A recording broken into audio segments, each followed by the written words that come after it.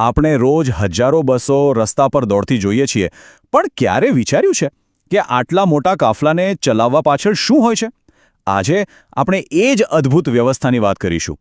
તો ગુજરાત રાજ્ય માર્ગ વાહન વ્યવહાર નિગમ, જેને આપણે બધા જીએસઆરટીસી તરીકે ઓળખીએ છીએ, એ 8,000થી પણ વધારે બસો ચલાવે છે. જરા વિચારો, આ માત્ર એક આંકડો નથી, આ તો લાખો લોકોની રોજિંદી મુસાફરીની જીવાદોરી છે. પણ હવે એક મોટો બદલાવ આવ્યો છે.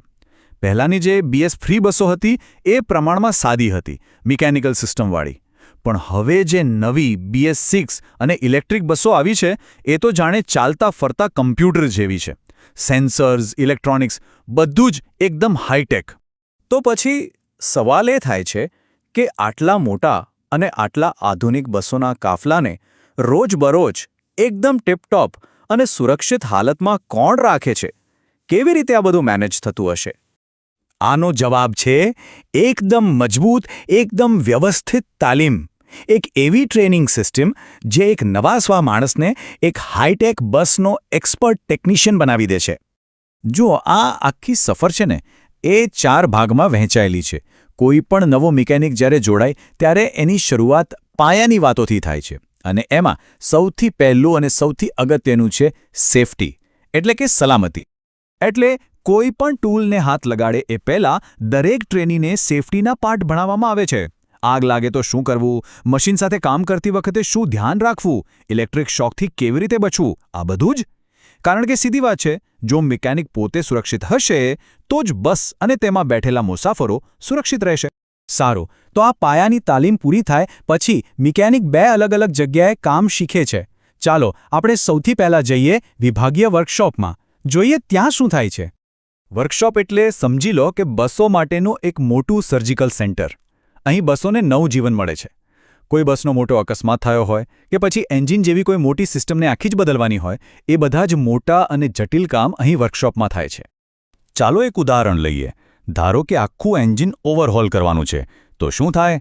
એન્જિનના સેંકડો પાર્ટ્સને એક-એક કરીને છૂટા પાડવામાં આવે. પછી દરેક ભાગનું ચોકસાઈથી માપ લેવાય, જે પાર્ટ્સ ઘસાઈ ગયા હોય એને બદલવામાં આવે અને છેલ્લે કંપનીના નિયમો પ્રમાણે પાછું આખું એન્જિન જોડવામાં આવે. આ કામમાં જરા પણ ભૂલને અવકાશ નથી. જબરદસ્ત ધ્યાન અને આવડત માંગી લે છે. હવે વર્કશોપની આ ગંભીર દુનિયાથી બિલકુલ અલગ છે ડેપોની દુનિયા. ચાલો હવે આપણે ડેપોમાં જઈએ. ડેપો એટલે સમજો કે બસની રોજિંદી સેવાનું કેન્દ્ર. અહીં ગાડીઓની ડેલી તપાસ થાય છે. નાની મોટી જે પણ તકલીફ હોય એને તરત જ દૂર કરવામાં આવે છે. મુખ્ય હેતુ એ જ કે દરેક બસ પોતાના રૂટ પર નીકળે એ પહેલાં એકદમ ફિટ હોય. આમ વર્કશોપ અને ડેપોના કામમાં જમીન આસમાનનો ફેર છે. પેલું એન્જિનનું જ ઉદાહરણ પાછું લઈએ. વર્કશોપમાં શું થતું હતું? આખું એન્જિન ખોલીને એની સર્જરી થતી હતી. જ્યારે ડેપોમાં શું થાય? રોજ એનું ઓઇલ ફિલ્ટર બદલાય, કુલન્ટ ચેક થાય. મતલબ એક જગ્યાએ મેજર ઓપરેશન તો બીજી જગ્યાએ રૂટીન હેલ્થ ચેકઅપ. આવું જ બ્રેક સિસ્ટમમાં પણ છે. બ્રેક તો સૌથી મહત્વની વસ્તુ છે, બરાબર? તો વર્કશોપમાં આખી એર બ્રેક સિસ્ટમનું ઓવરહોલિંગ થાય. અને ડેપોમાં ત્યાં રોજ એર ટેન્કમાંથી પાણી કાઢવું, બ્રેક લાઇનર કેટલા ઘસાયા છે એ તપાસવું, આવા બધા કામ થાય. આ રીતે કામની વહેંચણી થયેલી હોવાથી જ આખું તંત્ર બરાબર ચાલે છે.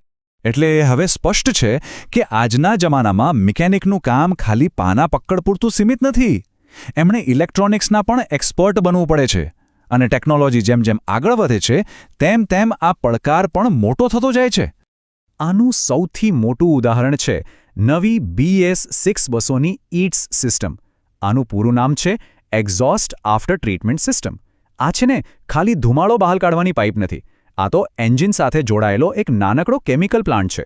એ AdBlue નામના એક ખાસ લિક્વિડ અને ફિલ્ટર્સની મદદથી પ્રદૂષણ ફેલાવતા ઝેરી વાયુઓને લગભગ ખતમ જ કરી નાખે છે. આવી સિસ્ટમ આવી એટલે શું થયું? મિકેનિકની ટૂલકિટ જ બદલાઈ ગઈ. હવે એમના હાથમાં ખાલી પાના પકડ નથી, લેપટોપ પણ છે. બસમાં શું પ્રોબ્લેમ છે એ જાણવા માટે લેપટોપ કનેક્ટ કરીને કોમ્પ્યુટર કોડ્સ વાંચવા પડે છે. આખી સિસ્ટમ જ હવે ડિજિટલ થઈ ગઈ છે.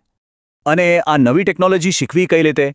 એના માટે મિકેનિક્સને સીધા બસ બનાવતી કંપનીઓ પાસે જ ટ્રેનિંગ લેવા જવું પડે છે.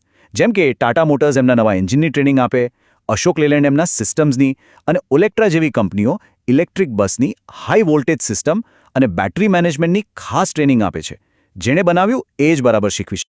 તો આટલી બધી મહેનત અને ટ્રેનિંગ પછી તૈયાર થાય છે એક એવો કુશળ ટેકનિશિયન જે આપણી દરેક મુસાફરીને પડદા પાછળ રહીને સુરક્ષિત બનાવે છે.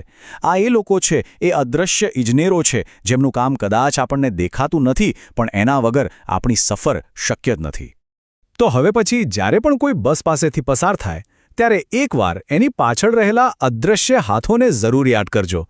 એ સાધારણ દેખાતી મુસાફરી પાછળ કેટલી અસાધારણ મહેનત, કુશળતા અને સમર્પણ છુપાયેલું છે એનો વિચાર કરજો.